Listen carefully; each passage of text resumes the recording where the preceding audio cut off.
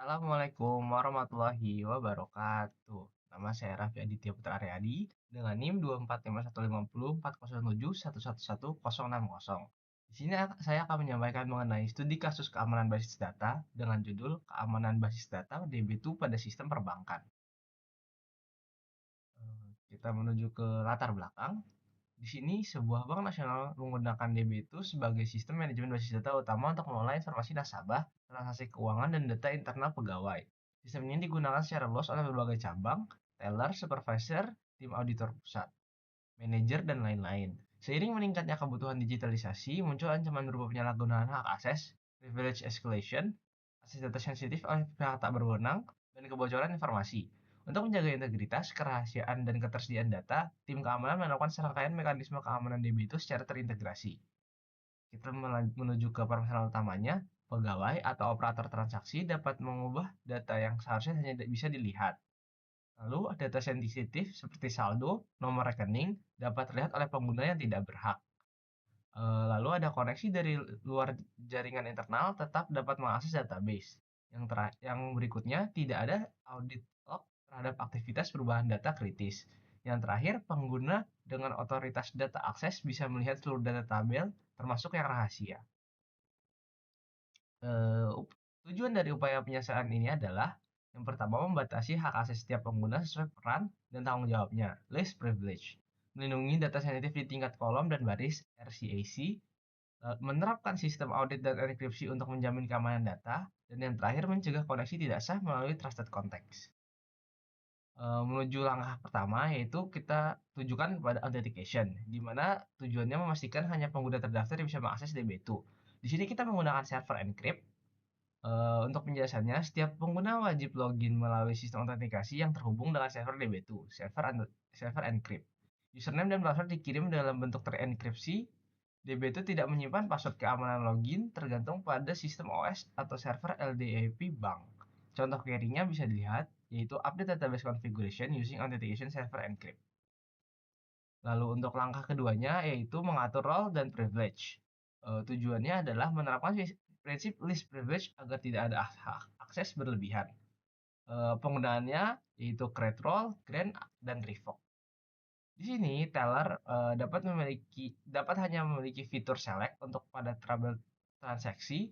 Untuk supervisor memiliki select dan update pada transaksi di cabangnya, dan manajer hak akses penuh ke laporan. Untuk contoh query-nya, create role untuk contoh query untuk di teller itu bisa melalui create teller role, lalu kita grant aksesnya yaitu pada select saja di tabel transaksi, lalu kita berikan role tersebut kepada pada teller tadi yang grant selectnya, lalu kita akan memberikan role tersebut kepada suatu user. Nah, di kanan ada tabel untuk melihat kayak siapa saja yang bisa melakukan select, update, ataupun secara keseluruhannya. Lalu untuk langkah ketiga itu trusted context. Tujuannya itu melindungi sistem dari penyalahgunaan kredensial dari luar organisasi. Fiturnya ya create trusted context. Di mana hanya koneksi dari IP jaringan internal bank. Contohnya bisa seperti IP address yang tersedia di situ yang bisa menggunakan role tertentu. Akses dari luar akan otomatis diblokir. Contoh query-nya dapat dilihat create trusted context dengan nama kantor underscore pusat based upon connection using system audit yaitu admin bank. Atributnya IP address jaringannya, lalu default role teller underscore role di enable. Untuk langkah keempat atau yang berikutnya itu audit policy. Dengan tujuan mencatat aktivitas keamanan untuk deteksi dini pelanggaran. Fiturnya create audit policy.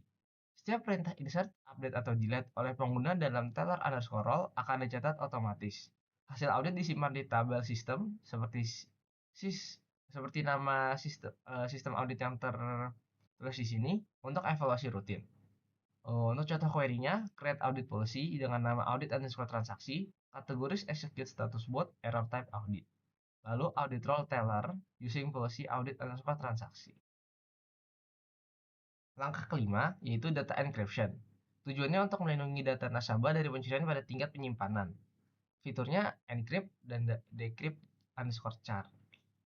Kolom data penting seperti nomor rekening dan PIN dienkripsi menggunakan password rahasia.